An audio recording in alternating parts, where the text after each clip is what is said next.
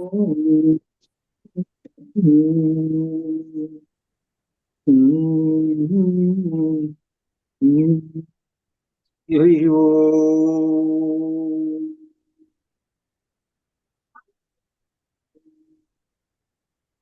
ब्रह्मा गुरुर्विष्णु गुरुदेवो महेश्वरः गुरु साक्षात् परम ब्रह्म तस्मै श्री गुरवे नमः। ज्ञानानन्दमयं देवं निर्मलस्फटिकाकृतिमाधारं सर्वविद्यानां हयग्रीवमुपास्महे हयग्रीवमुपास्महे।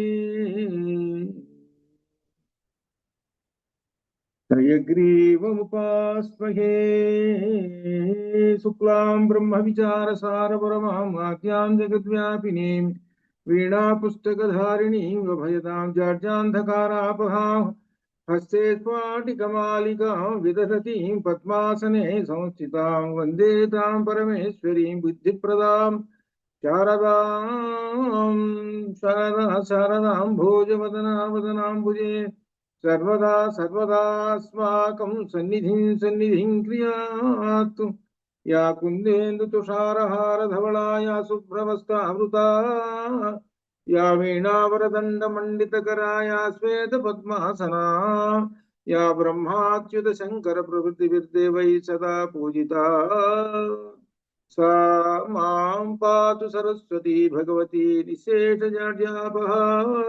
हरि ओम्। शन्नो मित्रस्य वरुणः शन्नो भवत्वर्यमा शन्न इन्द्रो बृहस्पतिः शन्नो विष्णुरुक्रमः नमो ब्रह्मणे नमस्ते वायो त्वमेवं प्रत्यक्षं ब्रह्मासि त्वामेवं प्रत्यक्षं ब्रह्म वदिष्यामि ऋतं वदिष्यामि सत्यं वदिष्यामि तन्मामवतु तद्वक्तारमवतु अवतु माम् अवतु वक्तारम्। ओम शान्ति स्यात्। ओम भयातु। ఉపనిషత్తుల అధ్యయనంలో ప్రశ్నోపనిషత్తు అధ్యయనం చేస్తున్నాం. ఇందులో 4వ ప్రశ్నను ఈ రోజున అధ్యయనం చేద్దాం. చతుర్థ 4వ ప్రశ్న. ఇందులో 4వ ప్రశ్నను పిప్పలాద మహర్షిని ఆ శిష్యుడు పరిప్రశ్న అయిన సేవయ అన్నట్లుగా భక్తితో అడుగుతున్నాడు అన్నమాట. హే భగవన్ అని ప్రారంభం చేస్తున్నాడు 4వ ప్రశ్నని. ఎవరు అంటే ఈయన అధ ఏనం శౌర్యాయణి గార్గ్య. శౌర్యాయణి గార్గ్య. శౌర్యాయణి అంటే సూర్య శబ్దం మీద శౌర్య అనేటువంటి వస్తుంది. అక్కడ అణ్ణు ప్రత్యయం చేస్తే శౌర్య అని వస్తుంది. సూర్య సంబంధము అని అర్థం అనమాట. అది ఆ సూర్య సంబంధమైనటువంటి వాడు అంటే సూర్యవంశంలో ఉన్నటువంటి వాడు, సూర్యుని మనువడు ఆయనట. ఆయన పేరు ఏమిటంటే గార్గ్య. మనువడు అని పేరు శౌర్యాయణి. పైగా గార్గ్య వంశానికి 2 పేర్లు చెబుతున్నాడు ఇక్కడ. సూర్యవంశము చెబుతున్నాడు, గర్గుని వంశము చెబుతున్నాడు. సూర్యవంశంలో గర్గుడు ఉన్నాడు, ఆ గర్గుని వంశంలో ఉన్నటువంటి వాడు కాబట్టి ఈయన్ని గార్గ్య అన్నారు. అది ఆ గార్గ్య ప్రశ్న వేస్తున్నాడు. పప్రచ్ఛ. పప్రచ్ఛ అనగా పరిప్రశ్న. భక్తితో ఆయన ప్రశ్న వేస్తున్నాడు పిప్పలాద మహర్షిని. హే భగవన్, భగవన్ ఏతస్మిన్ పురుషే కాని స్వవంతి. ఇది ఒక ప్రశ్న. మొత్తం ఆయన 5 ప్రశ్నలు వేస్తాడు. కిందట 3వ ప్రశ్నలో ఆయన 6 ప్రశ్నలు వేశాడు. ఈయన 5 ప్రశ్నలు వేస్తున్నాడు. ఏం ప్రశ్న అంటే మొట్టమొదటిది ఏతస్మిన్ పురుషే కాని స్వవంతి. ఏతస్మిన్ పురుషే, ఈ పురుషునిలో అంటే ఈ మనిషిలో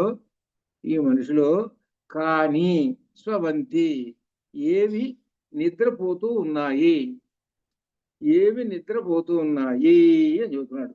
ఇది ప్రశ్న. ఏమిటంటే ఏమి నిద్రపోతుంది, ఏమి నిద్రిస్తున్నాయి అని ఒక ప్రశ్న వేశాడు.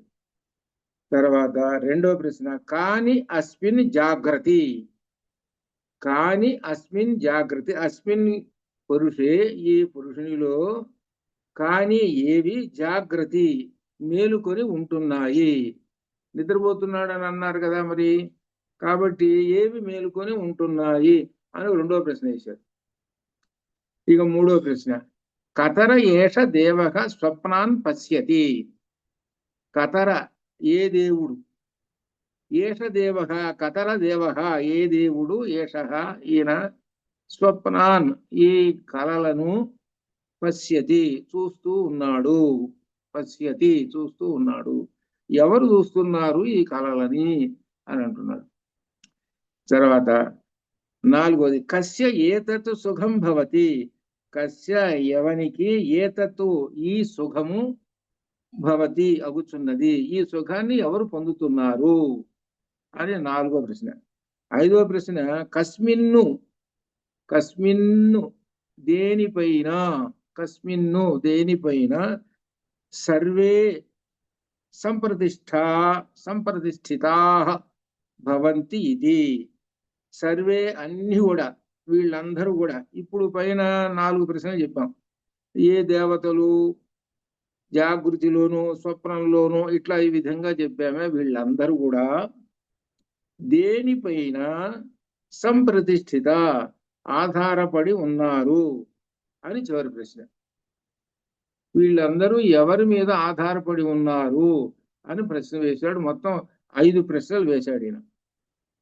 5 ప్రశ్నలకి సమాధానం ఈయన చెబుతున్నాడు. ఇట 5 ప్రశ్నలకి సర్వే సంప్రతిష్ఠిత భవంతి ఇది, సర్వే ఈ పైన చెప్పినటువంటి ఈ దేవతలందరూ కూడా, ఈ నిద్రలో దేవతలు ఉన్నారే ఇట్లా వీళ్ళందరూ కూడా దేనిపైన, కస్మిన్ను దేనిపైన, వీళ్ళందరూ కూడా సంప్రతిష్ఠితా, సంప్రతిష్ఠితా సుస్థిరములై స్థిరములై ఉన్నారు, ఎవరో ఒకళ్ళు ఆధారం ఉన్నారు అని నాకు అనుమానము, సందేహము. వీళ్ళందరికీ ఎవరో ఉన్నారు, ఒక వెనక ఒక ఆధారం ఉన్నాడు, ఆ ఆధారం ఎవరు అని ప్రశ్నించారు. ఇది చివరి ప్రశ్న. మరి వీటికి సమాధానాలు ఆయన చెబుతున్నాడు. తస్మై సహ ఉవాచ, తస్మై అతనికి, సహ ఆ గురువు గారు, ఉవాచ పలికాడు, ఈ విధంగా చెప్పాడు. యథాగార్గ్య, యథాగార్గ్య సంబోధన చేస్తున్నాడు. ఆ విద్యార్థి పేరు గార్గ్య. అది గార్గ్య, యథా ఏ విధంగా అయితే, మరీచయో అర్కస్య అస్తంగచ్చతః, అర్క అంటే ఏమిటి, సూర్య, సూర్యుని యొక్క మరీచయోహో అంటే ఆ కిరణములు, ఆ కిరణములు, అర్కస్య కిరణములు, అస్తంగచ్చతః, అస్తంగచ్చతః, అర్కస్య అస్తంగచ్చతః సర్వాః. ఏమిటనమాట ఇందులో చెప్పేటువంటిది, అతనితో ఆ గార్గ్యతోటి అంటున్నాడు ఆ గురువు గారు, ఏ విధంగా అయితే, యథా ఏ విధంగా అయితే, అంతంగచ్చతః సూర్య, సూర్యుని యొక్క ఏమిటి ఆ కిరణములు, సర్వాహ మరీచయః కిరణాలన్నీ, ఏతస్మిన్ ఈ తేజోమండలే జ్యోతిర్మండలంలో సూర్యునిలో ఏకీభవంతి ఒకటైపోతున్నాయో, అంటే ఉదయిస్తున్నాడు సూర్యుడు. సూర్యుడు ఉదయిస్తున్నప్పుడు మనం చూస్తాం సూర్యుడిని, ఎర్రగా కనబడుతున్నాడు. కొద్ది కాలం వచ్చేటప్పుడు, ఇంకా మధ్యాహ్నం వచ్చేటప్పటికి బాగా ఉంటాడు, పైన చూడాలంటే కూడా కష్టం, చూడలేం. అంటే ఏమిటిదని అర్థం, ఉదయించినప్పుడు నెమ్మదిగా ఆయన మధ్యాహ్నానికి వచ్చేటప్పటికి పూర్తిగా తన కిరణాలన్నిటినీ వదులుతాడు. సహస్ర కిరణుడు కదా ఆయన, మొత్తాన్ని వదిలేస్తాడు, నెమ్మదిగా కిరణాలని వదిలేస్తాడు. మిట్ట మధ్యాహ్నం అని అంటారు చూడండి, అప్పుడు చాలా వేడిగా ఉంటుంది అని అంటాం మనం. చూడండి, మిట్ట మధ్యాహ్నం బాగా వేడిగా ఉంది అంటే అంటాం. మరి పొద్దున ఉదయించేటప్పుడు వేడిగా ఉంది, శుభ్రంగా తిరుగుతున్నాం కదా, జాగింగ్ చేస్తున్నాం కదా, అప్పుడు బాగానే ఉందిగా. మధ్యాహ్నం 12ంటికి జాగింగ్ చేయమని చూడడం చేస్తాడేమో, ఉదయం చేస్తాడు. ఉదయం చేయడం ఆరోగ్యం అండి అంటాడు, అన్ని విధాలండి. సరే, అంటే ఏమిటంటే మధ్యాహ్నానికి వచ్చేటప్పటికి తన కిరణాలన్నింటిని కూడా వ్యాప్తి చేస్తాడు. అవి క్రమక్రమంగా మధ్యాహ్నానికల్లా వ్యాప్తి అవుతాయి. అది ఏతస్మిన్ ఈ తేజోమండలే జ్యోతిర్మండలంలో సూర్యుడు ఒక్కడిగా ఏకీభవతి, ఒక్కతోట అన్ని కూడా బయటికి వచ్చేస్తాయి. సూర్యుని యొక్క కిరణములన్నీ కూడా బయటికి వచ్చేస్తాయి, క్రమక్రమంగా బయటికి వచ్చేస్తాయి. ఆ వచ్చేసిన తర్వాత మధ్యాహ్నం అయిపోతుంది. ఈ సాయంకాలం వచ్చేటప్పటికల్లా మళ్ళీ చూసుకోండి ఎలా ఉంటుందో. వచ్చేటప్పటికల్లా వేడి తగ్గుతూ ఉంటుంది. అనగా అర్థం ఏంటి? కిరణాలను నెమ్మదిగా వెనక్కి తీసుకుంటున్నాడు. కిరణాలకు పొద్దున ఏం చేస్తాడు? అన్నింటినీ క్రమక్రమంగా వదిలేశాడు. వదిలేసినటువంటి కిరణాలను మళ్ళీ నెమ్మదిగా వెనక్కి తీసుకుంటున్నాడు. ఆ వెనక్కి తీసుకుండే కొంది నెమ్మదిగా వేడి కూడా తగ్గుతూ ఉంటుంది. అట్లా ఆ విధంగా కిరణాలని ఆయన సూర్యుడు ఏ విధంగా వదిలేసేస్తున్నాడో ఈ ఆకాశంలో, అనగా జ్యోతిర్మండలంలో, జ్యోతిహి అంటే కాంతి, ఈ కాంతి మండలంలో ఆ సూర్యుడు వదిలేసేసి వాటన్నిటినీ మరలా తీసుకుంటున్నాడు. వాటన్నిటినీ మరలా ఉదయిస్తున్నాడు, అనగా తీసుకొని లోపలికి వెళ్ళిపోతున్నాడు. మరలా పొద్దున వస్తున్నాడు. పొద్దున వచ్చేటప్పుడు మరలా ఇదే పని, ఆయన పని ఇదే, రోజు పని ఇది. ఉదయం 6 గంటలకి ఇదే పని, సాయంకాలం 6 గంటలకి. వచ్చేటప్పుడు ఎట్లా వదులుతూ ఉంటాడు కిరణాలు. వెళ్ళేటప్పుడు కిరణాలని లోపలికి తీసుకుంటూ నెమ్మదిగా తీసుకొని శుభ్రంగా కిరణాలన్నింటినీ తన పొట్టలో పెట్టేసేసుకొని, తన హృదయంలో పెట్టేసేసుకొని వెళ్ళిపోతున్నాడు. మరలా పొద్దున కల్లా మళ్ళీ వస్తున్నాడు.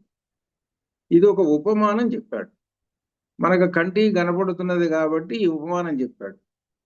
ఈ ఉపమానంతో ఏమి సాధిస్తున్నాడు? అదే తర్కంలో మనకి ఉపమితి అనేటువంటి ఒక ప్రకరణం వచ్చింది కదా, ఉపమానం అనేటువంటి ప్రకరణం తర్కంలో. కాబట్టి ఈ ఉపమానం అనేటువంటి ఒకదాన్ని తీసుకొని చెబుతున్నాడు. ఆ సూర్యుని యొక్క ఆ కిరణములు పునః మరల ప్రచరంతి, విస్తరిస్తూ ఉన్నాయి. ఏవం, ఈ విధంగానే తత్ సర్వం, ఆ దేవతలు అంటే ఇక్కడ అర్థం. సరే, సూర్యుని పక్కన పెట్టేసేద్దాం. అసలు కథలోకి వస్తున్నాడు. ఉపమానాన్ని చెప్పాడు అంతే, అసలు విషయంలోకి వస్తున్నాడు. ఏమిటి అసలు ఆయన వేసిన ప్రశ్న ఏమిటంటే, నిద్రపోతున్నప్పుడు ఏతస్మిన్ పురుషే కాని స్రవంతి, ఎవరు, ఏ దేవతలు అని ప్రశ్నించాడు. దానికి సమాధానం కావాలి మనకి. ఉపమానం చెప్పేశాడు ఇప్పుడు. కాబట్టి ఇక్కడ ఏం చెబుతున్నాడంటే, దేవతలు అంటే ఏంటి అనమాట అర్థం. ఇక్కడ దేవతలు అంటే ఇంద్రియాలు అని అర్థం అనమాట.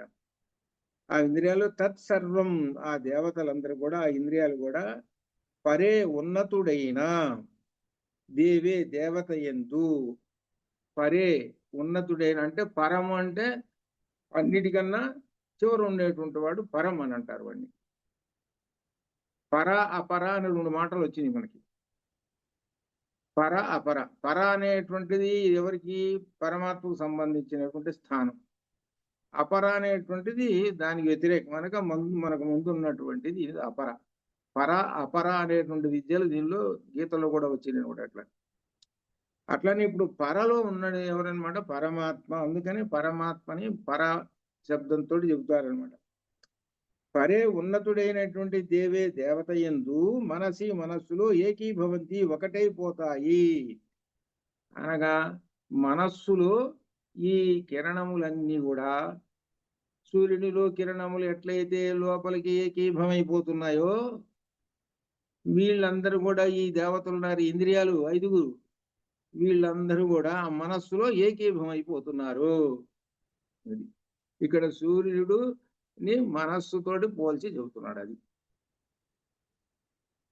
మనస్సులో అనమాట. అర్థం ఏంటి? ఇంద్రియాలకు అధిదేవత ఎవరు? మనస్సు. ఇంద్రియాలు అన్నీ కూడా ఎవరికి అనుసంధానం చేయబడి ఉంటాయి? మనస్సుకి అనుసంధానం చేయబడి ఉంటాయి.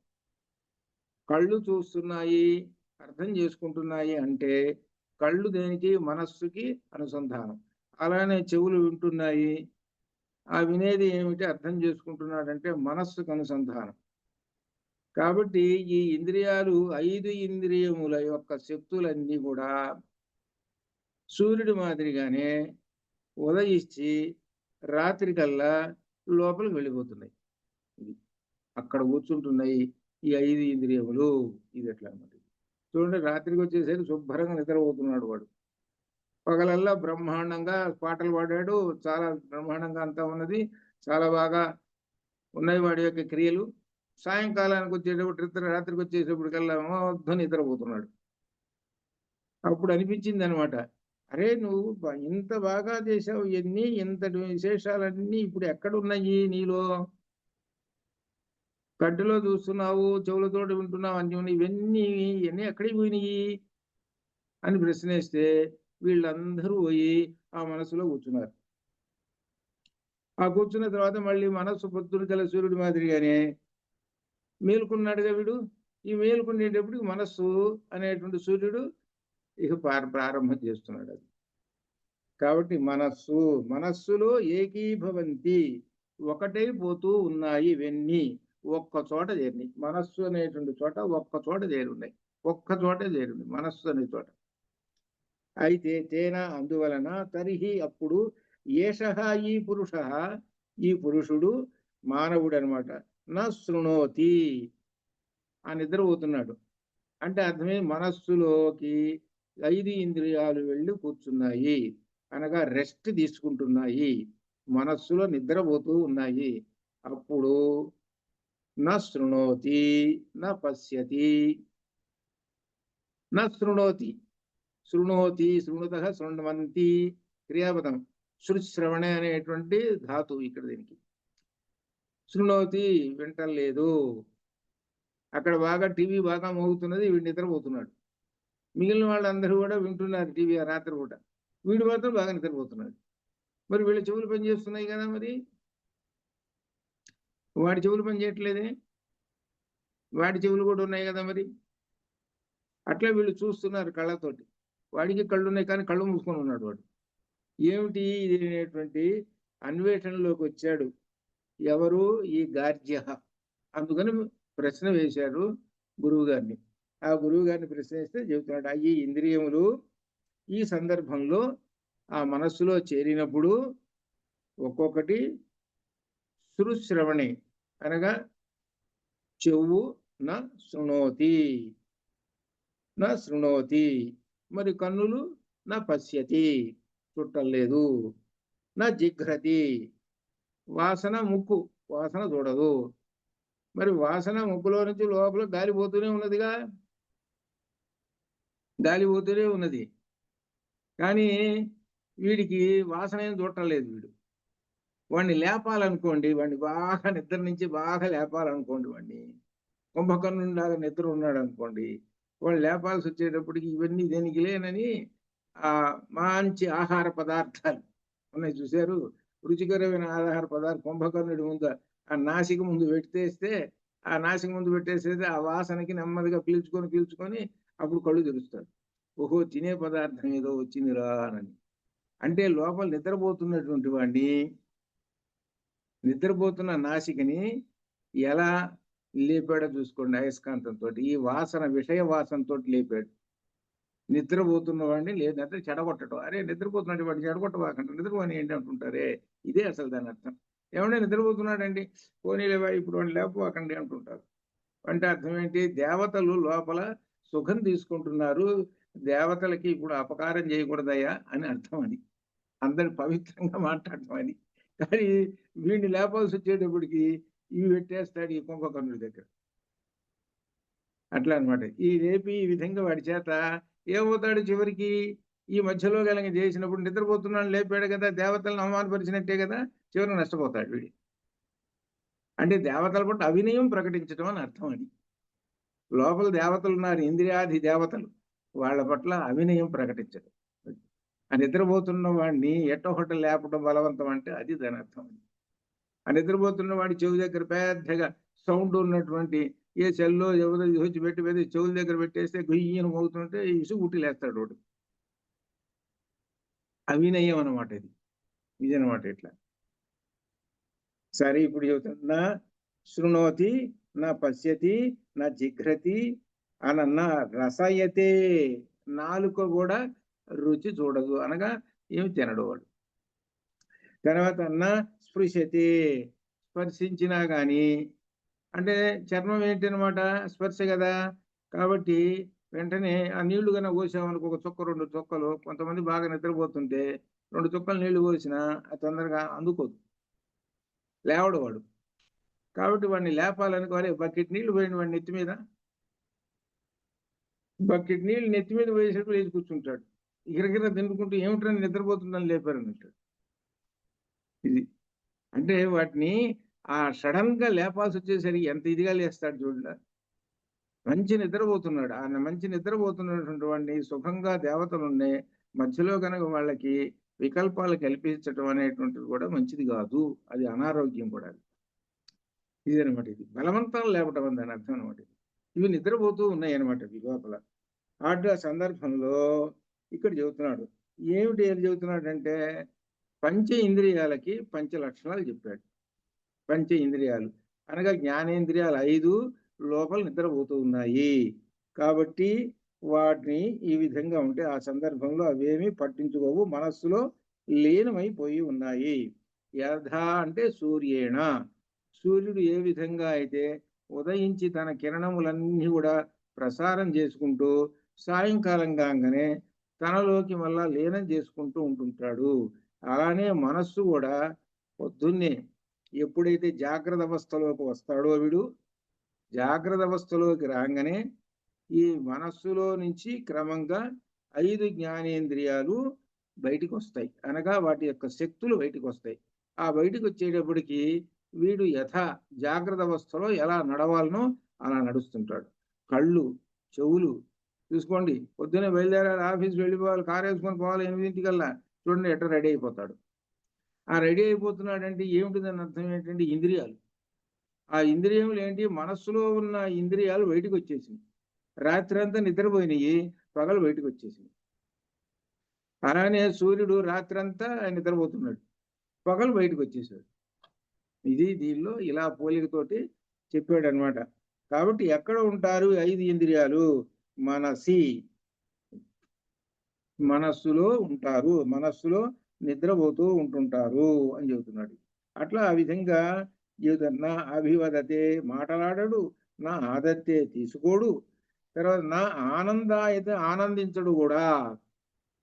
నిద్రపోతున్నప్పుడు ఆనందం కూడా ఉండదు వాడికి, ఏమీ తీసుకోడు. వాడి చేతులు అట్ట నిద్రపెట్టుకుపోతున్నాడు అనుకోండి, చేతులు ఇట్ట పెట్టుకొని వాడి చేతిలో తినే పదార్థం ఏదో ఒక లడ్డో ఎటువంటి పెట్టామనుకోండి, తీయటి పదార్థము తినరా అంటుంటే వాడు బాగా నిద్రపోతుంటాడు. అంటే అర్థం ఏంటి, దాన్ని దేన్ని కూడా తీసుకోడు. అనగా అర్థం ఏమిటి, కర్మేంద్రియాలు కూడా పనిచేయవు, అది అర్థం. జ్ఞానేంద్రియాలు, కర్మేంద్రియాలు మొత్తం 10. ఆ ఒక్కటి ఉన్నదే ఏది, మనస్సు.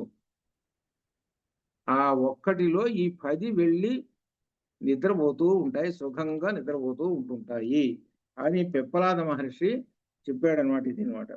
ఇంకా ఏమిటనమాట, నా విసృజతే విసర్జించడు, నా ఇయాయతే కదలడు, అప్పుడు స్వపితి నిద్రిస్తున్నాడు అని చెబుతారు. వాడు నిద్రపోతున్నాడు అనే దానికి అర్థము ఇది. కొంతమంది దొంగ నిద్రపోతుంటారు అంటే అర్థమైంది కదా. అంటే ఏంటనమాట, కళ్ళు మూసుకొనే ఉంటుంటారు, నిద్రపోతున్నట్టుగానే ఉంటుంటారు. ఎవరు వస్తున్నారు, ఎవరు కళ్ళు మాత్రం తెరవరు, చెవులు పనిచేస్తుంటాయి, అన్ని ముఖ్యంగా చెవులు పనిచేస్తుంటాయి. ఆ చెవులో ఆ శబ్దాన్ని బట్టి, మాటలు బట్టి ఫలానా వాడు వచ్చాడా అని అనుకుంటుంటారు. వీడు చూస్తుంటే నిద్రపోతున్నట్టు ఉంటాడు, వచ్చిన వాళ్ళు బాబా నిద్రపోతున్నాడులే అని అనుకుంటారు. దొంగ నిద్ర. ఈ దొంగ నిద్రలు పోయే వాళ్ళు ఉంటారు. అంటే అర్థం ఏంటి, నిజంగా వాడి యొక్క ఇంద్రియాలు మనస్సులోకి చేరలేదు. మనస్సులోకి చేరలేదు. మనస్సుకి ఒక వస్తువు అంటూ లేదు కదా. అంటే అర్థం ఏంటి, మనస్సు పనిచేస్తున్నది వీడికి బాగా. ఇది అట్లా అనమాట. ఇది వాడు ఏమి నిద్ర ఎప్పుడైనా సరే, పగలైనా సరే, రాత్రి అయినా సరే, ఒక్కోసారి రాత్రి పూట కూడా సరిగ్గా నిద్రపోకుండా నిద్రపోతున్నట్టు ఉంటాడు. అట్లా అనమాట. అనగా ఇంద్రియాలు సుఖం తీసుకోవటం లేదు, ఇంద్రియాలు మనస్సులోకి చేరలేదు అని అర్థం అనమాట. అనే విధంగా పిప్పలాద మహర్షి ఈ మొదటి ప్రశ్నకి ఏతస్మిన్ పురుషే కాని స్వవంతి, ఈ పురుషునిలో, ఈ మానవునిలో ఏవి స్వవంతి నిద్రపోతున్నాయి. ఎప్పుడు వీడు నిద్రపోతున్నప్పుడు ఏవి నిద్రపోతున్నాయి అంటే ఈ ఏకాదశ ఇంద్రియాలు ఉన్నాయే, 10 ఇంద్రియాలు ఆ ఒక్కటి మనస్సులోకి చేరి సుఖంగా నిద్రపోతూ ఉన్నాయి. ఆ సందర్భంలో వీడు మాట్లాడు, తినడు, ఇక ఇత్యాది ఏవైతే ఇంద్రియ కర్మలు ఏవైతే ఉన్నాయో ఇంద్రియ కర్మలన్నీ ఏమీ ఉండవు అని చెప్పేశాడు. ఇది ఇప్పుడు అర్థం చేసుకోవాలి. కాబట్టి ఇంద్రియాలు లోపలికి వెళ్ళిపోయినాయి. యథా సూర్యేణ, సూర్యుడి మాదిరిగా వస్తు ఉదేతి అస్తమితి. సూర్యుడు ఏ విధంగా ఉదయిస్తున్నాడో, ఏ విధంగా అస్తమిస్తున్నాడో, అట్లనే మనస్సులో ఈ ఇంద్రియాలు చేరి లోపలికి చేరి నిద్రపోతున్నాయి, సుఖం తీసుకుంటున్నాయి. ఉదయం రాగానే సూర్యుడి మాదిరిగానే బయటకు వస్తున్నాయి. ఎప్పుడు సూర్యుడి మాదిరిగానే. ఎందుకు సూర్యుడి మాదిరిగా చెప్పాడు అంటే, సూర్యుడు వచ్చినప్పుడే మనం జాగ్రత్త అవస్థలోకి వస్తాం. సూర్యుడు వస్తేనే జాగ్రత్త అవస్థలోకి. సూర్యుడు ఎప్పుడు రాడు? రాత్రిపూట రాడు. రాత్రిపూట రాడు కాబట్టి అప్పుడు మనం ఏం చేస్తాం? నిద్ర, స్వపితి. ఉదయానికల్లా వచ్చేస్తాడు ఆయన. అట్లనే మనం కూడా ఉదయం సూర్యుడు రాగానే మన మనస్సు కూడా సూర్యుడి మాదిరిగా ఆ లోపల ఉన్న ఇంద్రియాలన్నీ కూడా ఒక్కటి బయటకు వచ్చేస్తుంటాయి. మరలా రాత్రి రాగానే సుఖ నిద్ర. జాగ్రత్త అవస్థలో ఏమిటి పనిచేసేవి? మనకి జాగ్రత్త అవస్థలో మనకు ఈ 10 ఇంద్రియాలు పనిచేస్తుంటాయి జాగ్రత్త అవస్థలో. కారులో నడుపుతుండేటప్పుడు ఆ బ్రేక్ మీద కాలు ఉంటుంది, చేతికి స్టీరింగ్ ఉంటుంది. చూడండి ఎంత విశేషంగా ఉంటుందో. చేతికి స్టీరింగు, కాలికి ఏమో బ్రేకు. ఎన్ని ఇంద్రియాలు? 5 ఇంద్రియాలు ఎట్లా పనిచేస్తున్నాయో చూడండి. లోపల ఒకడున్న కూర్చున్నాడు, మనస్సు అనేటువంటి వాడు కూర్చున్నాడు. ఏమండి, మనస్సు అనేటువంటి వాడు ఉన్నాడు సరిపో కాదండి, ఇంకా హెడ్ ఉన్నాడండి. అసలు హెడ్ పరే అసలు వాడు ఉన్నాడు. ఈ అసలు వాడి దగ్గరికి పోతారు. ఒక్కటొక్కటి పట్టుకొని పోతే అసలు ఎవరు ఆధారము అని అంటే పరహ, అక్కడికి పోతారు. పరమాత్మ దగ్గరికి వెళ్ళిపోతారు అక్కడికి అనమాట. ఆయన అందరికీ ఆధారము అని అక్కడికి వస్తుంది అనమాట. తర్వాత వస్తుంది. సరే, అయిన తర్వాత రెండో ప్రశ్న. కాని అస్మిన్ జాగ్రత్త, కాని అస్మిన్ జాగ్రత్త, ఇది ప్రశ్న అనమాట. ఎవరు జాగ్రత్త అవస్థలో మేలుకొని ఉంటారు అని అంటున్నాడు. ఇది అని దానికి ఏతస్మిన్, ఈ పురే, ఈ నగరంలో, ఈ మనిషి అనేటువంటి ఈ నగరం, ఈ మనిషి అనేటువంటి వాడు ఒక పట్టణం. పట్టణానికి ఎట్లయితే ద్వారాలు ఉంటాయో, పట్టణానికి ద్వారాలు ఉంటాయి కదా, అట్లనే ఈ శరీరానికి ద్వారాలు ఉంటాయి. ఈ శరీరాన్ని దేనితోటి పోలుస్తారంటే ఒక పట్టణంతో పోలుస్తారు. దాన్నే సుందరకాండలో ఈ శరీరాన్ని లంకతోడు పోల్చాడు. లంకా పట్టణంతో పోల్చి చెబుతాడు. అదేనమాట. ఆ లంకా పట్టణంలో అంత చీకటి నెలకొని ఉన్నదిట.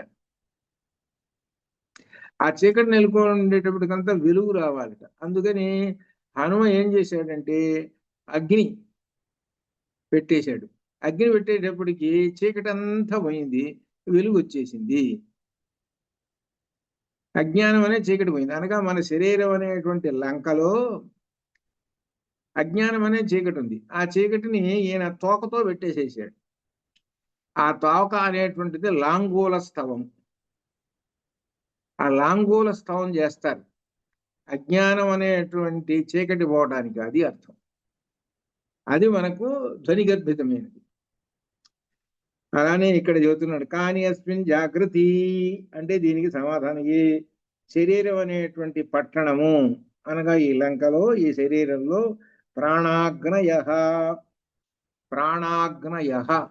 ఇక్కడ ఒక శబ్దం ఏంటంటే ప్రాణ అగ్నయ, ప్రాణం యొక్క అగ్నులు. ఇక్కడ జాగ్రత్త ద్వంద్వ సమాసం చేయకూడదు, ద్వంద్వ సమాసం చేయలే. ప్రాణస్య అగ్నయ, అది షష్ఠీ తత్పురుష అన్నమాట. ఇది ప్రాణం యొక్క అగ్నులు, అది అర్థం. పొరపాటున కానీ ద్వంద్వ సమాసం చేసుకున్నారంటే అర్థం వేరు వస్తుంది. ప్రాణస్య అగ్న అంటే ప్రాణము యొక్క అగ్నులు ఏవ మాత్రమే జాగ్రత్త మేలుకొని ఉంటాయి. ప్రాణము యొక్క అగ్నులు మాత్రమే, ఈ ప్రాణాగ్నులు మాత్రమే మేలుకొని ఉంటాయి అని అంటున్నారు. అగ్ని అనే ఒక శబ్దం వచ్చింది ఇక్కడ. అగ్ని అనేటువంటి శబ్దం ఏమిటి? అగ్ని అనేటువంటి శబ్దం వచ్చింది కాబట్టి ఏం చెప్పుకుంటున్నావు అని అంటే ఇక విశేషంలోకి వస్తున్నాడు. ప్రతిదానికి ఇక్కడ ఏం చెబుతున్నాడు అని అంటే ఉపమానం ఒకటి చెబుతున్నాడు. అందుకని ఉపమితీకరణం అనేటువంటిది తర్కంలో వచ్చింది. అందుకని ఇందాక అర్థం కావాలి అని అంటే సూర్యుడిని తీసుకొచ్చి పెట్టారు ఉపమానం. అట్టనే ఇక్కడ కూడా ఉపమానం తీసుకొస్తున్నారు అర్థం కావటానికి. అదేమిటో వస్తున్నది అనమాట. ఈ ప్రాణం యొక్క అగ్రులు జాగ్రత్త మేలుకొని ఉంటాయి. ఏషః ఈ అపానః వై అపానమే గార్హపత్యః గార్హపత్యాగ్ని వ్యానః వ్యానం అన్వాహార్యః అన్వాహార్య పచనః అన్వాహార్య పచనాగ్ని ప్రాణ ఏవ ప్రాణమే ఆహవనీయః ఆహవనీయాగ్ని ఎందుచేతనంటే గార్హపత్యాత్ గార్హపత్యాగ్ని నుండి ప్రణయనాత్ తీసుకొని పోబడే దాని నుండి ప్రణీయతే తీసుకొని ఓడుచున్నది అని ఇక్కడ చెబుతున్నాడు. ఏమిటి అని అంటే అగ్నయ ఇక్కడి నుంచి విశేషంగా చెప్పుకున్నాం. ఏమిటి అగ్నయ? మూడు అగ్నులు త్రేతాగ్నులు అని అంటారు. త్రేతాగ్నులు అంటే మూడు అగ్నులు. ఇవి వేదకాలంలో ఉన్నాయి. ఇప్పుడు కూడా చాలా మంది చేస్తుంటారు త్రేతాగ్నులు. ఎక్కడో అక్కడక్కడ ఉంటుంటారు అనుకోండి త్రేతాగ్నులు. అంటే బ్రాహ్మణుడు త్రేతాగ్నుల్ని ఉపాసించాలి రోజు. అంటే మూడు అగ్నులు. ఈ మూడు అగ్నులు ఏమిటంటే దీనిలో వరుసగా చెప్పుకుంటూ వస్తున్నాడు. మూడు అగ్నుల్లో ఒకటి దక్షిణాగ్ని, దక్షిణాగ్ని, దాని పేరు దక్షిణాగ్ని. ఇంకొకటి ఆహవనీయాగ్ని, ఇంకొకటి గార్హపత్యాగ్ని. మూడు అగ్నులు. అందుకనే వాన్ని ఏమంటారంటే బాగా ఈ వేద పండితులు కానీ లేక శ్రోత్రియులు ఇటువంటి వాళ్ళని ఏమంటారంటే వాళ్ళు ఆయన ఆహితాగ్ని అండి అంటారు. అది అగ్నుల్ని రోజు వాళ్ళు పూజ చేస్తారంటే అర్చన చేస్తారనమాట. అటువంటి వాళ్ళు ఈ వేదకాల ఋషులు అనమాట. ఈ మూడు ఏమిటంటే ఈ మూడు అగ్నులు గార్హపత్యాగ్ని, అన్వాహార్యాగ్ని అనేటువంటి ఇంకొకటి దక్షిణాగ్ని. ఇవి ఈ మూడు అగ్నులు. ఈ మూడు అగ్నుల సంగతి గురించి ముందు తెలుసుకొని తర్వాత విషయంలోకి వద్దాం. ఏమిటంటే దీనిలో దక్షిణాగ్ని ఒకటి. దక్షిణాగ్ని అంటే దక్షిణ దిక్కు వైపున ఉండేటువంటి అగ్ని. అంటే దక్షిణ దిక్కు వైపు ఆయన ఆశ్రమంలో లేకపోతే ఆయన ఇంట్లో దక్షిణ దిక్కు వైపున ఒక యజ్ఞకుండం ఉంటుంది. ఆ యజ్ఞకుండంలో ఈ అగ్ని మండుతూ ఉంటుంది. అది ఈ దక్షిణ దిక్కు వైపున. అది తర్వాత ఇంకొకటి గార్హపత్యాగ్ని, అదొకటి ఆహవనీయాగ్ని. ఇవి ఒకటి తూర్పు దిక్కున ఒకటేమో పడమర దిక్కున అట్లా ఉంటాయి. అయితే ఇక్కడ విశేషాలు ఏమిటంటే దీనిలో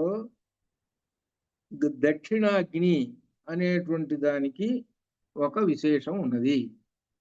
ఏమిటంటే ఆ కుండంలో ఉండేటువంటి అగ్ని ఎప్పుడు మండుతుంటుంది.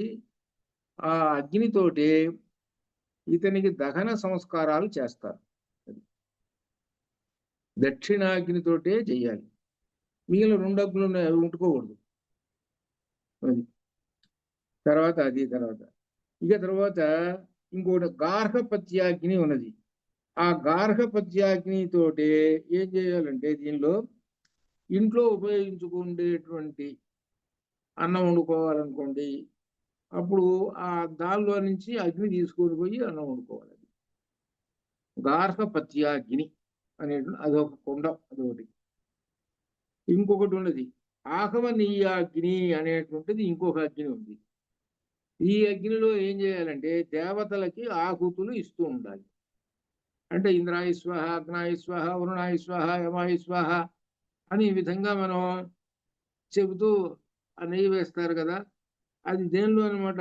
ఆహవనీయాగ్నిలో వేయాలి. ఇది మూడు అగ్నులు. ఈ మూడు అగ్నుల్ని ప్రతిరోజు ఆ వేద బ్రాహ్మణుడు సేవిస్తూ ఉంటుంటాడు.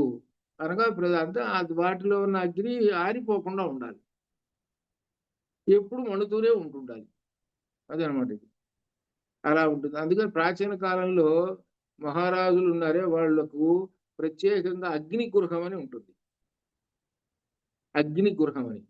అగ్ని గృహంలో ఉండేది ఎవరంటే ఈ ఋషులు వచ్చారంటే, రాజుగారిని దర్శించుకున్నారంటే, దర్శించుకున్న తర్వాత వెళ్ళి అగ్ని గృహంలో కూర్చుంటారు వీళ్ళు. మళ్ళీ మామూలు ఉన్నాయి చూశారు, మనం చూసుకుంటే సోఫాల్లో బ్రహ్మాండంగా ఉండేటువంటి చూసే మన ఇళ్లలో ఉన్నట్టుగా శుభ్రంగా రాజుల దగ్గర కూడా ఉంటే అక్కడ కూర్చోరు వీళ్ళు. వీళ్ళు ప్రత్యేకంగా అగ్ని గృహంలో కూర్చుంటారు, అక్కడే ఉంటారు వాళ్ళు. అది మనకు ఆ విషయం కూడా మనకి రఘువంశంలో కాళిదాసు గారు చెప్పాడు. కాళిదాసు గారు శిష్యుడు వస్తాడు, వరతంతు ముని శిష్యుడు కౌత్సుడు వస్తే, అయ్యా 3 రోజులు మా అగ్ని గృహంలో కూర్చోండి, 3 రోజులు అయిపోయిన తర్వాత మీరు అడిగినట్టుగా ధనమంతా ఇస్తానండి, మా అగ్ని గృహంలో 3 రోజులు కూర్చోండి అని అన్నాడు. అలా ఈ అగ్ని గృహం 3 అగ్నులు అన్నమాట. ఇవి ఈ 3 అగ్నుల గురించి చెబుతున్నాడు ఇక్కడ విశేషం ఏమిటంటే, దీనిలో ఈ 3 అగ్నులు ఉన్నాయి అని చెబుతున్నాడు. ఈ 3 అగ్నులు ఏమిటంటే విశేషము, దీనిలో అన్వాహార్యం పచనం లేదా దక్షిణాగ్ని. ఎట్లయితే దక్షిణాగ్ని అనేటువంటిది ఒకటి, గార్హపత్యాగ్ని అనేటువంటిది, ఆహవనీయాగ్ని అనేటువంటి 3 అగ్నులు ఇప్పుడు మనం అధ్యయనం చేశాం. దేవతలకి ఆహుతులు ఇవ్వడానికి ఉపయోగించేటువంటిది ఆహవనీయాగ్ని, అదొకటి. ప్రాణాలకు అగ్నులకు కొన్ని పోలికలు ఉండటం చేత ఈ సామ్యం. ప్రాణము మనకి, అగ్ని, ఈ రెంటికి సామ్యం ఉండటం వలన అందుకని ప్రాణాగ్నయ అనే మాట వేశాడు. ప్రాణము యొక్క అగ్నులు అని చెప్పాడు అని శంకరులు వ్యాఖ్యానం చేశారు. అట్లా అనమాట. ఇది చెబుతూ వ్యానం హృదయానికి దక్షిణంగా ఉన్నదని ఇట్లా ఈ విధంగా ఏదైతే దానిలో మనం చెప్పుకున్నట్టుగానే ఆ విధంగా ఈ ఏంటి ఈ 3 ప్రాణాలు సంగతి చెబుతున్నాడు. ఎట్లా ఉన్నాయి అంటే దీనిలో ఒకటి ఏమిటంటే, దక్షిణంగా ఉన్న నాడిలో పనిచేస్తూ ఉంటుంది వ్యానం. అంటే హృదయమునకు దక్షిణంగా వ్యానము అనే వాయువు ఉన్నది. అనే వాయువు అంటే అగ్ని. వ్యానం అనే అగ్ని మన హృదయానికి దక్షిణ దిక్కున ఉన్నది అని చెప్పారు.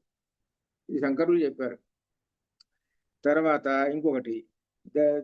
ఇంకొకటి అధోభాగంలో, ఆ క్రింద అధోభాగంలో ఉన్నటువంటిది ఏమిటంటే అపానం ఉన్నది. అధోభాగంలో, గుండెకి అధోభాగం అంటాం. అపానము అంటే మనకు బొడ్డు కింద ఉండేట, అపానం చేసేటువంటిది ఏమిటంటే విసర్జన క్రియలు చేస్తుంటుంది కదా, అది అపానం. అపానం అనేటువంటి అగ్ని అక్కడ ఉంది. ఇప్పుడు ఇక్కడ ఏం చేశాడు, అగ్ని అని ఒక పేరు చేర్చాడు. ఈ వాయువులకి అంటే ఈ ప్రాణాలకి అగ్ని అని చేర్చాడు. అగ్నిని చేర్చి చెప్తున్నాడు. అగ్నిని చేర్చటంలో విశేషం ఉన్నది అనమాట. అగ్నిని చెప్పడం ఎందుకంటే, అగ్నిని చేర్చేది, అగ్ని బాగా మండుతున్నదండి, మండుతుంటే కాంతి వస్తుంటుంది. అగ్ని మండటం లేదు, కాంతి తగ్గి చివరికి అంత ఆరిపోయింది. వేడి ఉంటుందా అక్కడ? వేడి అసలు ఉండదు. అంటే అట్లనే మన శరీరంలో ఈ పంచ ప్రాణాలు ఉన్నాయి, అవి పంచ అగ్నులు. ఈ పంచ అగ్నులు క్రమంగా తగ్గుతూ ఉన్నాయి అనుకోండి, ఆ అగ్ని తగ్గి చివరికి ఆరిపోయినాయి అనుకోండి, ఇంకా అయిపోయినాడు. ఇంకే సంగతి. అందుకోసం చెప్పాడు. ఇప్పుడు మనం ఎట్లయితే మండుతూ ఉన్నదంటే, పూర్వకాలం కట్టెలు పోయి ఉన్నది అనుకోండి, కాస్త అగ్ని తగ్గుతూ ఉన్నది అనుకోండి, 2 పుల్లలు వేస్తే అప్పుడు ఏమవుతుంది అనమాట, అది మండుతూ ఉంటుంటుంది. ఇంకా తర్వాత మన దగ్గర మళ్ళీ 2 పుల్లలు మండుతూ ఉంటుంది. అందుకనే మన వాళ్ళు ఏం చెప్పారంటే, ఈ పంచ ప్రాణాలని తగ్గిని అంటే నీకు ఆయుష్ తగ్గుతున్నది అని అర్థం. పంచప్రాణములు పంచ అగ్నుల యొక్క కాంతి, తేజస్సు, వేడి తగ్గుతున్నదంటే నీకు ఆయుష్ తగ్గుతున్నదిరా అని అర్థం. కాబట్టి వాటిని పెంచాలి, నువ్వు చేతనంత కూడా పెంచాలి. అందుకని ఏం చేయాలి, అగ్నిలో మన పొయ్యిలో ఒక 2 పుల్లలు వేసినట్టుగానే నువ్వు ప్రాణాయామం చేయి. అదే అర్థం. ప్రాణాయామం చేసేది అందుకు. ప్రాణాయామం చేసేది ఎందుకనంటే, ఆయుష్ వాడికి ఇంత ఉంది అనుకో, లేకపోతే ఇంకా 10 పెరుగుతుంది, లేకుంటే కాకపోతే ఆ ఆయుష్ స్థిరంగా బట్టి ఉంటుంది. అది అందుకు ప్రాణాయామం చేయమనేది. అందుకు అనగా లోపల ఉన్నటువంటి వాయువులకి, అనగా ఈ 5 అగ్నులకి మనం శక్తిని ఇవ్వాలి, అది అర్థం అనమాట. అది ప్రాణాయామంలో ఉన్న రహస్యం అది అనమాట. అందుకని ప్రాణాయామం చేసేటువంటి వాళ్ళకి ఆయుష్ కొంచెం ఎక్కువ వస్తుంది. ప్రాచీన కాలంలో ఋషులందరూ అంతే కాబట్టి వాళ్ళు ఎంతో కాలం బతికారు, అదనమాట వాళ్ళు. అది చెబుతున్నాడు దీంట్లో. అధోభాగంలో అపానం ఉన్నది. దీని నుండి నిద్రలో ప్రాణం ఏర్పడుతుంది అనగా నిద్రపోతున్నాడు, కింద అపానం ఉన్నది. అపానం ఏం చేస్తున్నది? ప్రాణాన్ని పైకి పోని కిందకి లాగుతూ ఉన్నది. ప్రాణం పైకి పోయిందంటే అనుకో వీడు అవుట్. అంటే అర్థం ఏంటి అనమాట? భూమికి ఆకర్షణ శక్తి ఉంది అని మనం తెలుసుకున్నాం కదా. కింద కదా భూమి ఉంది, అపానం పైన ప్రాణం ఉంది, కాబట్టి భూమి లాగేస్తున్నది. ఆకర్షణ శక్తి లాగుతుంది. ఏంది భూమి అంటే ఇక్కడ అర్థం అపానం. అపానం ప్రాణాన్ని కిందకి లాగుతూ ఉన్నది, నిలబెడుతున్నది. అందుకనే ప్రాణాపాన సమాయుక్త సుపచామి దీనిలోకి వచ్చింది కదా, మన గీతలోకి వచ్చింది కదా. ఈ ప్రాణము అపానాన్ని కిందకి, అపానము ప్రాణాన్ని కిందకి లాగుతున్నది. పైకి పోవాకరా, నేనున్నాను, నా సంగతి ఏంటి, నువ్వు కనుక పైకి పోతే నేనేం కావాలి? మన ఇద్దరం అన్నదమ్ములం కదా. నువ్వు పైన ఉంటావు, నేను కింద ఉంటా. నన్ను వదిలేసి నువ్వు పోతావా? నన్ను వదిలేసి నువ్వు పోతావా? ఇక్కడ అర్థం చూసుకోండి. కిందేమో అపానం ఉన్నాడు, పైన ప్రాణం ఉన్నాడు. ఆ ప్రాణం ఎప్పుడు అపానాన్ని చూస్తుంటాడు, అపానమేమో ప్రాణాన్ని చూస్తుంటాడు. వీళ్ళిద్దరూ మధ్యలో మిగిలిన వాళ్ళు ఉన్నారు. ఇదనమాట. అది ఆ విషయం చెబుతున్నాడు. అందుచేత ఇక్కడ అధోభాగల అపానం సర్వదా పనిచేస్తూ దీన్ని ప్రాణం. అందుచేత గార్హపత్యం అని చెప్పబడింది. గార్హపత్యము, అందుచేత దీనిని ప్రాణాన్ని గార్హపత్యాగ్ని అని చెప్పబడింది. ఆగమనీయాగ్ని గార్హపత్యం నుండి తీసుకొనబడినట్లే ఆగమనీయాగ్ని అంటే దేవతల్ని ఆరాధిస్తాం ఆ అగ్నిలో. ఆ అగ్నిలో గార్హపత్యం నుండి తీసుకోబడినట్లే గార్హపత్య అగ్ని అనేటువంటిది ఒకటి ఉన్నది. ఆ అగ్నిలో నుంచి, ఆ అగ్నిలో ఉన్నటువంటి అగ్నిని తీసుకొచ్చి ఎక్కడ దేనిలో పడేస్తాం అని అంటే ఆహ్వనీయాగ్నిలో పడేస్తాం. అంటే అర్థం ఏమిటనమాట? దీనిలో మొట్టమొదట 3 కుండాలు ఉన్నాయండి, పెట్టాడండి. ఇంకా వెలిగించలేదండి. వాడు ఏం చేశాడంటే మొట్టమొదట మధ్య కుండం ఉంది, గార్హపత్యాగ్ని కుండం. దానిలో కట్టెపుల్లలన్నీ వేశాడు, అక్కడ వెలిగించాడు. వెలిగించిన తర్వాత దాని పేరు ఏం పెట్టాడు? గార్హపత్యాగ్ని అని పెట్టాడు. గార్హపత్యం అంటే గృహస్థాశ్రమంలో చేసేటువంటి అగ్ని. అదే గృహస్థాశ్రమంలో గార్హపత్యాగ్ని. దానిలో నుంచి ఒక మంట తీసుకొచ్చి దక్షిణాగ్నిలో పడేశాడు, దక్షిణంలో పెట్టినటువంటి కుండలో వేసాడు. ఒక మంట తీసుకొచ్చి ఏమో దీనిలో పడేశాడు, దేనిలోనంటే ఆహ్వానీయాగ్నిలో పడేశాడు. అంటే అర్థం ఏమిటి? ఈ గార్హపత్యం అనేటువంటిది ప్రాణం, అది అసలు ప్రాణం. ఈ అసలు ప్రాణంలో నుంచి కింద అపానం అనేది ఒక ప్రాణం, అపానం అనేటువంటి ఒక ప్రాణము, ఇట్లా ఈ విధంగా ఈ 3 ప్రాణాలు ఏర్పడ్డాయి అని చెబుతున్నాడు. అది దీనికి ఎట్లా పోలిక చెబుతున్నాడంటే 3 అగ్నులతోటి పోల్చి చెబుతున్నాడు. అది అర్థం. 3 అగ్నులతోటి పోల్చి చెబుతున్నాడు. ఈ అగ్ని అనేటువంటి శబ్దాన్ని ప్రాణానికి ఇచ్చి చెబుతున్నాడు. కాబట్టి మొట్టమొదటి వీటికి మూలమైనటువంటిది ఏంటంటే ప్రాణాగ్ని. ఆ ప్రాణాగ్ని నుంచి ఈ మిగిలిన 2 ప్రాణాలు అనగా ఏమిటనమాట? వ్యానము ఒకటి, అపానము అనేటువంటివి ఇవి వచ్చాయి అని చెప్పాడు. ఇప్పుడు 5లో 3 చెప్పాడు. ఈ 3 దేనితో పోల్చి చెప్పాడు అంటే త్రేతాగ్నులతో పోల్చి చెప్పాడు. ఎందుకు చెప్పాడు అగ్నులతోటి అని అంటే ఈ ప్రాణం అనేటువంటిది అగ్నితో సమానము, అందువల్ల చెప్పాను మేము అన్నాడు. యజ్ఞకుండంలో అగ్ని మండుతున్నదండి, అప్పుడంటే నమస్కారం చేస్తాము, అది ఒక యజ్ఞం అంటే చేస్తున్నారండి అంటారు.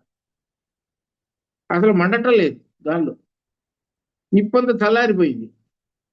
ఇప్పుడు యజ్ఞకుండం చుట్టూ తిరుగుతామా, మనం ప్రదర్శన చేస్తామా? అయిపోయింది, యజ్ఞం చల్లారిపోయింది. అట్లనే మన శరీరంలో 3 అగ్నులు ఉన్నాయి, ప్రాణము, అపానం, వ్యానము అని ఉన్నాయి. ఈ 3 చల్లబడిపోయినాయి, అయిపోయినాడు. ఇది అనమాట. ఇది అందుకని ఈ పోలికతోటి ఇలా చెబుతున్నాడు అనమాట. అయితే మొత్తం ఎన్ని ప్రాణాలు? 5 ప్రాణాలు, పంచప్రాణాలు. పంచప్రాణాలని ఇప్పుడు ఒక 3టిని ఈ 3 అగ్నులతోటి పోల్చి చెప్పాడు. ఈ తర్వాత చెబుతున్నాడు ఇంకా ఏదుచ్ఛ్వాస 4వ మంత్రంలో ఏదుచ్ఛ్వాస నిశ్వాస, అక్కడ ఉచ్ఛ్వాస నిశ్వాస, ఉచ్ఛ్వాస నిశ్వాస, పీల్చటం వదలటం గాలిని, వాయుని తీసుకుంటున్నాడు వదులుతున్నాడు. ఉచ్ఛ్వాస నిశ్వాస వేత హోత సమం నయతేతి స సమాన, సమాన వాయువుని గురించి చెబుతున్నాడు. ఏదుచ్ఛ్వాస నిశ్వాస ఏతౌ ఆహుతి, ఏతౌ అనగా ఈ రెండు, వివచనం ఏతౌ ఆహుతి. ఆహుతి అనంటే, ఆహుతి అనంటే ఆ దానిలో యజ్ఞగుండంలో ఆహుతి అని అనమాట.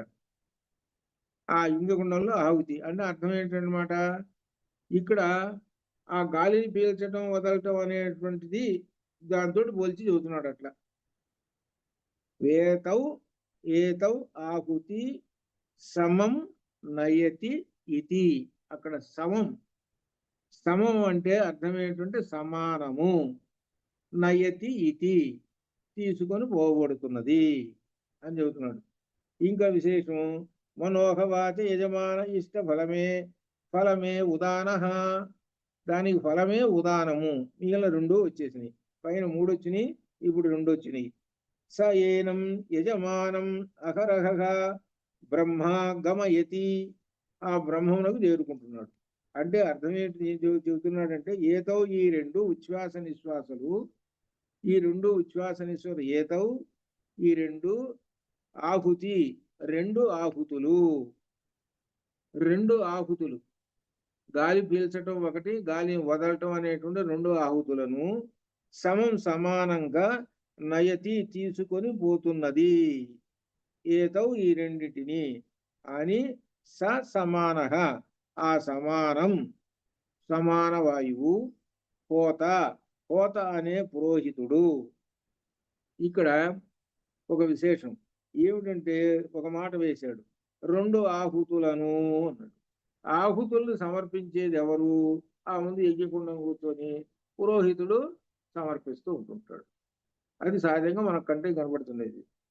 అట్లనే ఇక్కడ ఏం చేస్తున్నాడంటే, ఈ హోత ఎవరంటే ఈ సమాన, సమానం అనేటువంటి ఈ వాయువు అని చెప్తున్నాడు. అది ఈ వాయువు ఏం చేస్తున్నాడు, ఈయన రెండు ఆహుతులు ఈయన చేతిలోనే రెండు, ఒకటి విశ్వాస, రెండోది నిశ్వాస, ఈ రెండు వాయువులు, ఈ రెండు వాయువులు, ఈ రెండు వాయువులు గాలి పీల్చడం వదలటం అనేటువంటివి, ఈ క్రియను చేసేటువంటి వాడు సమాన అని.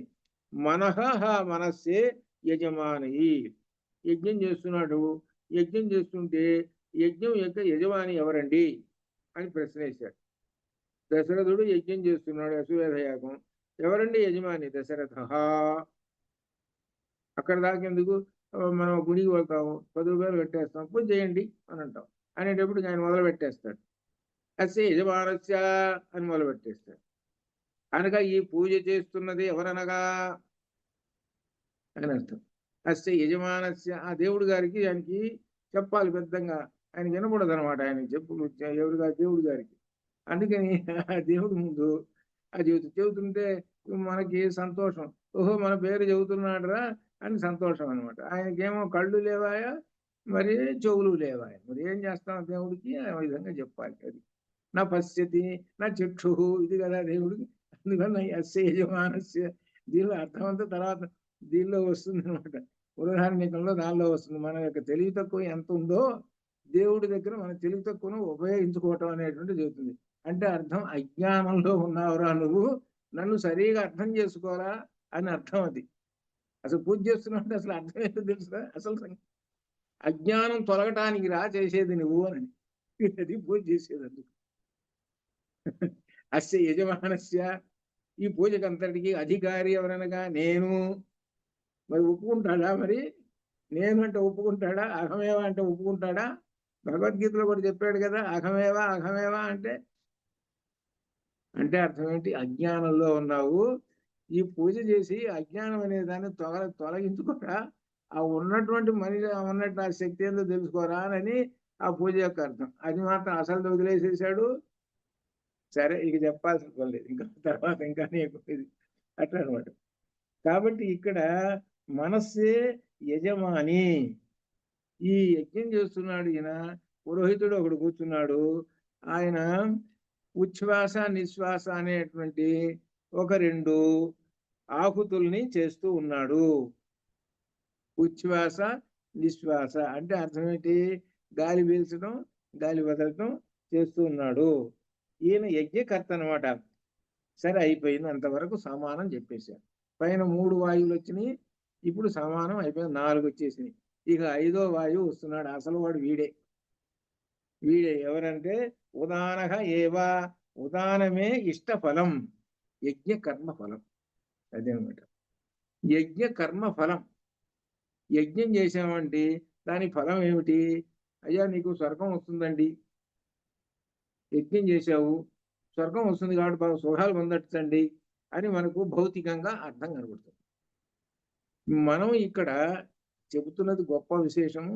ప్రతిరోజు మనం యజ్ఞం చేస్తున్నాము, అది గుర్తుపెట్టుకోండి అని చెబుతున్నారు. అది ప్రతిరోజు మనం యజ్ఞం చేస్తున్నాము.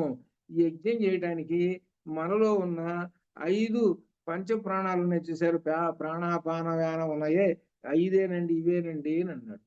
వీటితోటి మనం యజ్ఞం చేస్తున్నాం ప్రతిరోజు. అందుకనే వీటిని అగ్నులు అని పేరు పెట్టారు. అందుకనే వీటికి అగ్నులని పేరు పెట్టాడు. అగ్నులని పేరు పెట్టి మరి చెయ్యాలి కదా, మరి ఎవరు యజ్ఞం చేయడానికి ఒక యజమాని అనేవాడు ఒకడు ఉండాలి కదా. మనం చూస్తూనే ఉన్నాం కదా, యజమానస్య అని చెబుతున్నాం కదా. అట్లనే ఆ యజమాని ఎవరు అని ప్రశ్నిస్తే మనస్సు. ఈ మనస్సు అనేటువంటిది యజమాని ఈ యజ్ఞానికి. సరే చేశాడండి, 4 చేశాడు, 4 దిక్కుల 4 చేశాడు.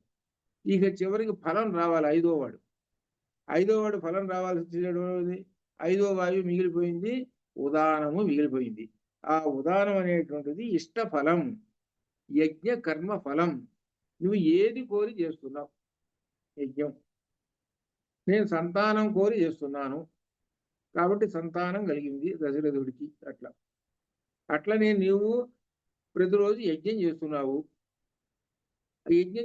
కదా, ఏమి కోరి యజ్ఞం చేస్తున్నావు? ప్రతిరోజు మనం ఏమి కోరి యజ్ఞం చేస్తున్నాం అంటే దానికి ఇష్ట ఫలం, మన ఇష్టమైనటువంటి మనకు ఒక ఫలం ఉంది, ఆ ఫలితం రావాలి. ఏమిటంటే సహా అది ఉదానం. ఆ ఉదాన వాయువు, ఉదానం అనే అగ్ని. ఏవం ఈ విధంగా యజమానిని అహరహ, అహహ అహహ విడ తీసుకోవాలి. అహహ అహహ, అహ అంటే పగలు అని అర్థం, అహహ అహ అంటే పగలు అంటే దినము ప్రతిదినము అని అర్థం. అహరహ అంటే ప్రతిదినము, ఎల్లప్పుడూ 24 గంటల్లో ఒక్క సెకండు కూడా ఖాళీ లేదు, అది అర్థం.